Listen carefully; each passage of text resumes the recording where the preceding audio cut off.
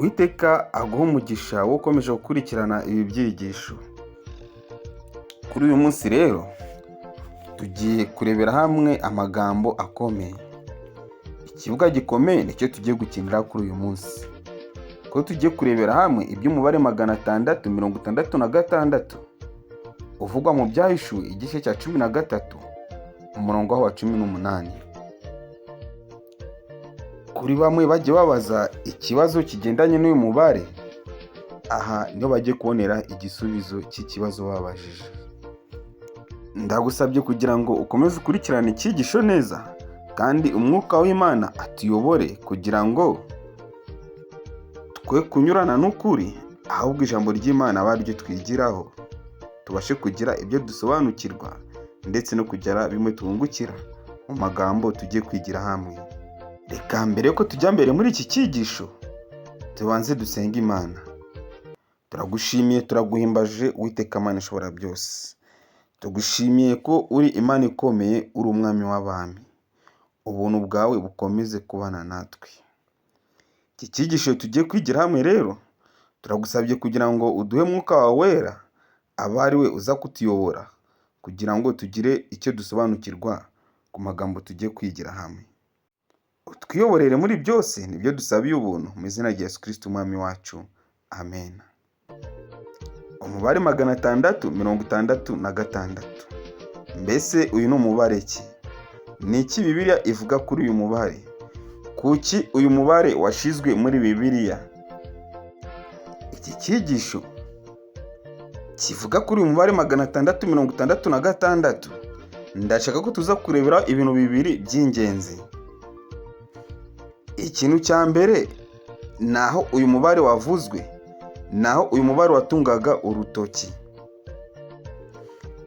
Ikintu cya kabiri nshaka ko tuza gusobanukirwa kuri uyu mubare, ni uburyo muri iki gihe cya none abantu benshi bavuga kuri uyu mubare, ahubwo bagahusha ntibavuge uko Imana yawuvuze mu byanditswe byera, ahubwo abantu bakihimbira ibitandukanye n'icyo Imana yawuvuzeho. Mu yandi magambo rero, ibintu bibiri tugiye kurebera hamwe ni umurongo Imana yari yavuzeho uyu mubare, ndetse icya kabiri ni umurongo Satani ari gukoresha muri iki gihe cya none cy'imperuka kugira ngo abantu babashe kuyoba. Satani nawe afite uburyo ari gukoresha abantu bakagendera mu ndi murongo utandukanye n'uwo Imana yawushizeho. Icy'ingenzi rero ni uko twe gukurikiza umurongo Imana yashizeho ku byerekeye n'uyu mubare 666. Ariko reka kugira ngo tujye muri iki cyigisho neza, tubanze dusome amagambo aboneka mu Byahishuwe igice cya mbere umurongo wa 3. Reka dusome Ibyahishuwe igice cya mbere umurongo wa 3. Hahirwa usoma amagambo y'ubu buhanuzi, hahirwa n'abayumva bakitondera ibyanditswe muri bwo, kuko igihe kiri bugufi. Aha rero, iyo Bibiliya ivuga abahirwa, guhirwa kuvugwa muri Bibiliya bihwanye no guhabwa ubugingo buhoraho. Uhirwa ntuzajya mu bwami bwo mu ijuru. Rero kudahirwa bihwanye no kutajya mu bwami bwo mu ijuru, cyangwa se kutahabwa ikamba twasezeranijwe. Rero iyo bavuze ngo hahirwa usoma amagambo y'ubu buhanuzi, bishatse kugaragaza yuko gusoma ubu buhanuzi ni ibintu by'ingenzi cyane mu nzira ya Gikristo, cyangwa se mu rugendo rwa Gikristo. Rero hahirwa usoma amagambo y'ubu buhanuzi. Utayasoma, ubwo rero mu gihe hahirwa uyasoma, utayasoma bihagaze gute? Ikindi kintu cya kabiri tureba kuri uyu murongo wa 3, ni uko hahirwa nanone abayumva. Rero gusoma aya magambo ni kimwe, ariko icya kabiri hagakurikizwa no kuyumva. Usomye rero ntayumve ni ikibazo gikomeye cyane. Niyo mpamvu rero tugiye kurebera hamwe abantu basoma aya magambo y'ubuhanuzi ntibayumve, ko nabo bafite akaga. Ariko hahirwa rero uyasoma akayumva. nshuti bene data, gusoma hagakurikiraho kumva ntabwo bigarukiye aho ngaho, kuko harakomeje akavuga ngo abayumva rero bakitondera ibyanditswe muri bwo. Hahirwa usoma amagambo y'ubuhanuzi, hahirwa n'abayumva bakitondera ibyanditswe muri bwo. Hari ugusoma ntiwumve, cyangwa se ugasoma ukumva ariko none ntiwitondere ibyanditswe muri bwo. Ibyo rero nibyo tujye kurebera hamwe, akaga gashobora guterwa no gusoma ubuhanuzi nabi, cyangwa se kubusoma ntiwumve ibyanditswe burimo, cyangwa se ugasoma ukumva ntiwitondere. Ubwo rero muri ubu buhanuzi icyo tujye kurebera hamwe ni umubare 666. Gusoma iby'umubare 666 ntibihagije, ko kubisoma hagakurikiraho no gusobanukirwa cyangwa se ukumva ibyawo. Wamara kubyumva rero ukanabyitondera. Muri aka kanya rero abantu benshi bafite akaga ko gusoma ntibasobanukirwe, banasobanukirwa ntibabyitondere. Ibyo rero byo tujye kurebera hamwe, ko amagambo y'ubuhanuzi dukwiye kuyumva, dukwiye kuyasoma, tukayumva ndetse tukanayitondera. Ibi bintu bitatu ni ibintu by'ingenzi cyane dukwiye gukurikiza, kubahiriza mu gihe twiga amagambo y'ubuhanuzi. Umubare 666 rero harimo ubuyobe bukomeye cyane, aho abantu benshi barimo barayoba bitewe n'ukuntu badashaka gusoma ngo bayoborwe n'umwuka w'Imana, ngo abumvishe ibyerekeye n'uyu mubare, ndetse bagendere mu nzira y'ukuri n'umugambi wa nyawo watumye Imana ishyiraho uyu mubare, cyangwa se ivuga uyu mubare muri iki gitabo cy'ibyahishuwe. Uyu mubare 666 ugiye guteza akaga gakomeye cyane kuri iyi si ya none.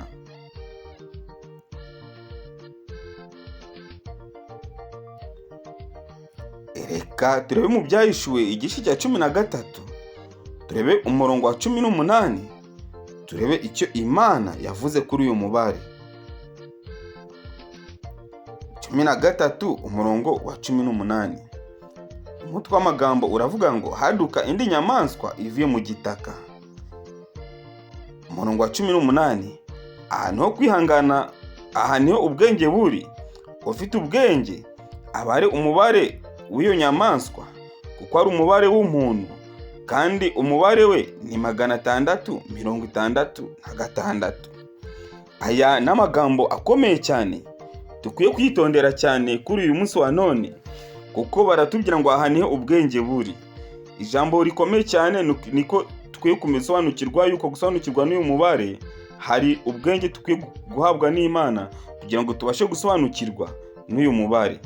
Ngo ufite ubwenge aba ari uwo mubare w'iyo nyamaswa, kuko ari umubare w'umuntu, kandi uwo mubare ni 666.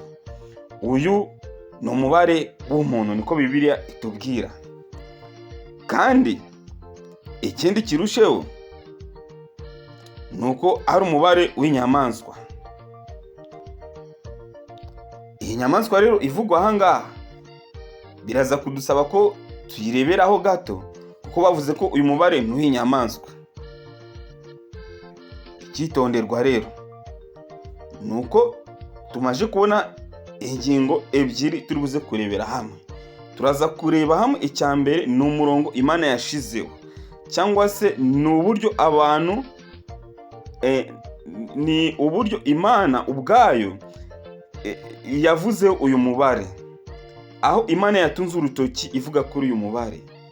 Icyerekezo tukwiye kwiga dushaka kumenya uyu mubare, icyerekezo tukwiye kuba dufite. Icya kabiri rero ni uguhusha kw'intego, cyangwa se gushyiraho andi mahame atandukanye nayo Imana yagize gute yashizeho. Aha kugira ngo tubashe kubyumva neza aya magambo, ndashaka ko tuza kongera kureba amasomo aboneka mu gitabo cya mbere cy'Abami. Turarebaho mu gice cya 10, turebe umurongo wa 14. Igitabo cya mbere cy'Abami igice cya 10 umurongo waho wa 14.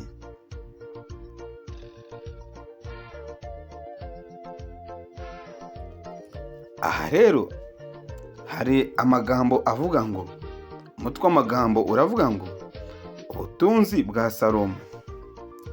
Izahabu yajyaga kwa Salomo mu mwaka yari itarano z'izahabu 666. Ukurikije neza amagambo aboneka ahangaha, ni uko tuhasanga nta umubare 666. Ikibazo tukwiye kwibaza, mbese uyu mubare uvugwa hano ku butunzi bwa Salomo uhuye n'umubare uvugwa mu Byahishuwe 13 umurongo wa 18? Igisubizo ni hoya. Ariko muri iki gihe cya none abantu bafite ukuntu bari gushaka guhuza ibimenyetso byose, icyo bahuza cyose n'umubare 666 bakagishyiraho ikibazo. Nyamara Imana ibwira Yohana mu byanditswe byayo mu gitabo cy'Ibyahishuwe umubare 666, hari aho Imana yari yatunze urutoki. Kuri uyu munsi wa none uyu mubare abantu barimo barawufata uko biboneye, bakawuha amazina bishakiye. Yewe bakagerageza no kwishakira ikintu cyose gihuje n'umubare 666, bagashaka kugiha ubusobanuro buri mu Byahishuwe igice cya 13. Ariko nyamara dukurikije neza, dusesenguye, dusanga Imana ivuga kuri uyu mubare 666 uboneka mu Byahishuwe, hari aho yawutunze urutoki. Mbese aho hantu Imana yatunze urutoki ni hehe? Kandi niho honyine tukwiye gushakira igisobanuro cy'uyu mubare.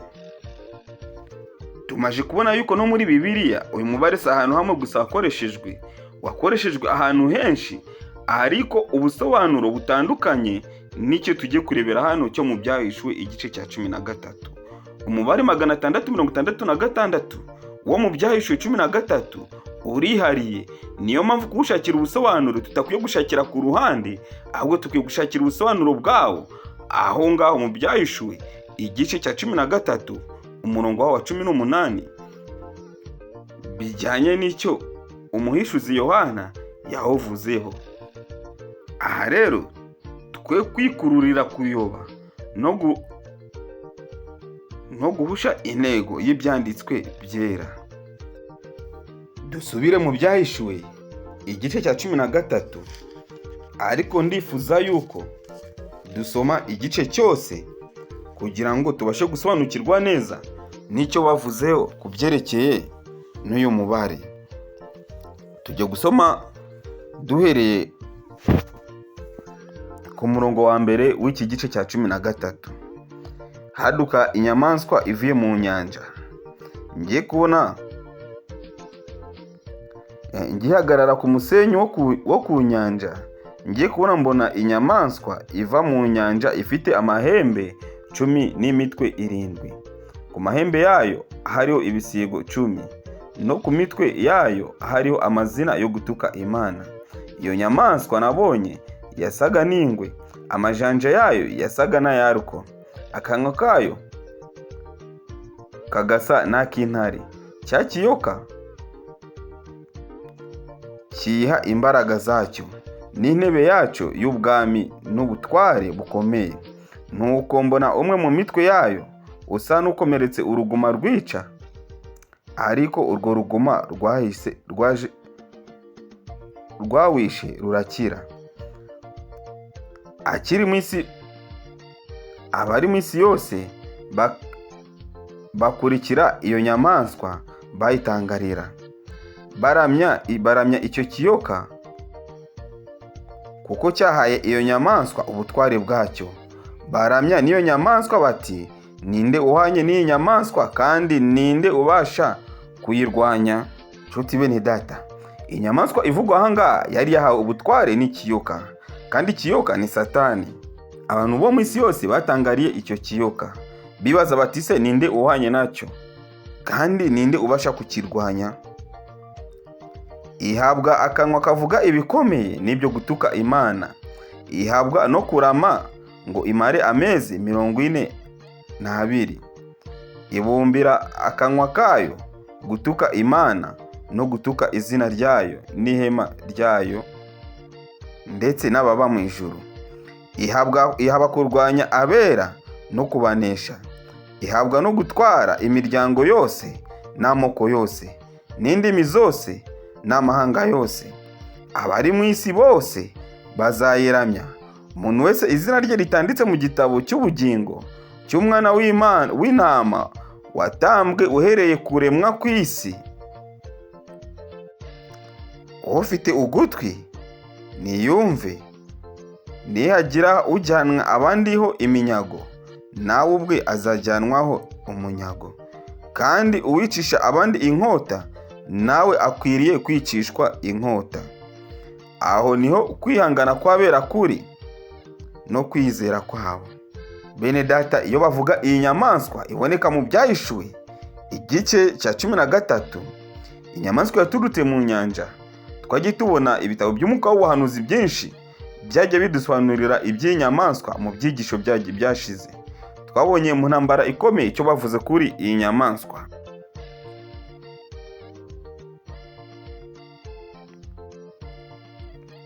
Kuko aribwo buhagarariye ubwami bw'i Roma. Ubu bwami bw'i Roma ni ubwami bwakomotse ku mugabane w'i Burayi. Aho ku mugabane w'i Burayi hari hatuwe n'abantu benshi. Ayo mpamvu iyi nyamaswa ivuga ko ari inyamaswa yaturutse mu nyanja. Ko inyanja twasobanukiwe yuko isobanuye amahanga menshi, cyangwa se abantu benshi, cyangwa se ubwoko bwinshi. Rero iyi nyamaswa yaturutse mu nyanja yari iturutse ahantu hari abantu benshi. Umugabane wari utuwe cyane ari umugabane w'i Burayi. Ubu bwami bw'i Roma bukomokaho buhagarariwe n'ubupapa. Igikomeye nuko ngo Satani yagombaga guha iyi nyamaswa ubutware bwayo. Ndetse ngo abari mu isi bose amazina batanditse mu gitabo cy'ubugingo cy'umwana w'intama watambwe uhereye isi itararemwa bazayiramya. Aha rero ni ibintu biri kutwereka gukomera kw'iyi nyamaswa iri kuvugwa aha ngaha mu Byahishuwe. Reka turebe n'iby'indi nyamaswa igiye kuvugwa aha ngaha. Ngo haduka indi nyamaswa ivuye mu gitaka. Turebe iby'inyamaswa yindi iva mu butaka. Nuko mbona indi nyamaswa izamuka iva mu butaka.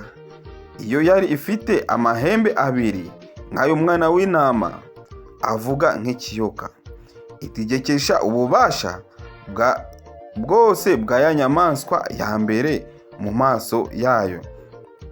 Ihata isi n'abayirimo ngo baramye ya nyamaswa ya mbere yakize uruguma rwayishe. Nshuti bakundwa, inyamaswa ya kabiri tujye kubona ko igiye gukora ibindi bintu bikomeye cyane, ariko byumvikane ko yo iri gukorera mu ngata ya nyamaswa ya mbere. Kwa baratubwiye yuko yo izategekesha ububasha bwa nyamaswa ya mbere. Kandi iyo nyamaswa ya mbere twibuke ko nawe iri gutegekesha ububasha bw'ikiyoka cyangwa se bwa Satani. Iyi nyamaswa ya kabiri rero yo ngo izahatira isi, abari mu isi yose kuramya inyamaswa ya mbere. Twibuke ko inyamaswa ya mbere batubwiye yuko umuntu wese izina rye ritanditswe mu gitabo cy'ubugingo cy'umwana w'intama watambwe uhereye isi itararemwa azayiramya. Ariko batweretse yuko inyamaswa ya kabiri izahatira abantu bose kuramya ya nyamaswa ya mbere. Kandi ikora ibimenyetso bikomeye. Imanura umuriro uva mu ijuru ugwa mu isi no mu maso y'abantu. Iyobesha abari mu isi ibyo bimenyetso yahawe gukorera imbere ya ya nyamaswa. Ibabwira kurema igishushanyo cya ya nyamaswa yari yakomerekejwe n'inkota ikabaho. Ihabwa guha icyo gishushanyo cy'inyamaswa guhumeka ngo kivuge kandi cyicishe abakiramya bose. Itera bose, aboroheje n'abakomeye, n'ab'ubutunzi n'ab'ubukene, n'ab'umudendezo n'ab'imbata, gushyirwaho ikimenyetso ku kiganza cy'iburyo cyangwa mu ruhanga, kugira ngo hatagira umuntu wemererwa kugura cyangwa gutunda keretse afite icyo kimenyetso cyangwa izina ry'aya nyamaswa cyangwa umubare w'izina ryayo. Aha niho ubwenge buri. Ufite ubwenge abare umubare w'iyo nyamaswa, kuko umubare wayo. Ufite ubwenge abare umubare w'iyo nyamaswa, kuko ari umubare w'umuntu, kandi uwo mubare ni 666. Nshuti bakundwa rero, ahangaha niho ubwenge buri, kubara umubare w'iyo nyamaswa, kuko uwo mubare ngo ni 666. Mbese nshuti bakundwa, iyo dukurikije uko Bibiliya ivuga kuri uyu mubare hano mu Byahishuwe, birakwiriye yuko akantu kose tubonye tukagasangaho ikimenyetso cy'umubare twita tugaha ubusobanuro buhuje n'Ibyahishuwe 13. Hoya siko biri. Nyamara hano Imana yari yeretse Yohana umuhishuzi yuko uyu mubare ari umubare w'inyamaswa, kandi iyo nyamaswa ubwo tumaze gusobanukirwa n'iyo ariyo, dukwiriye kwirinda gufata ibimenyetso tubonye byose tugashaka kubiha ubusobanuro bw'umubare 666 uboneka mu Byahishuwe. Abantu benshi barimo barayoba cyane, barimo baragerageza gufata ibibonetse byose bagashaka kubiha ubu busobanuro. Mbese iyo umuntu afashe ikarita y'irangamuntu agahuza imibare akabona ihuje n'umubare wa 666, birakwiriye ko bahita bafata ubwo busobanuro bakabuhuza n'ibiboneka mu Byahishuwe igice cya 13? Hoya, ntabwo ariko bikwiye kuba bimeze.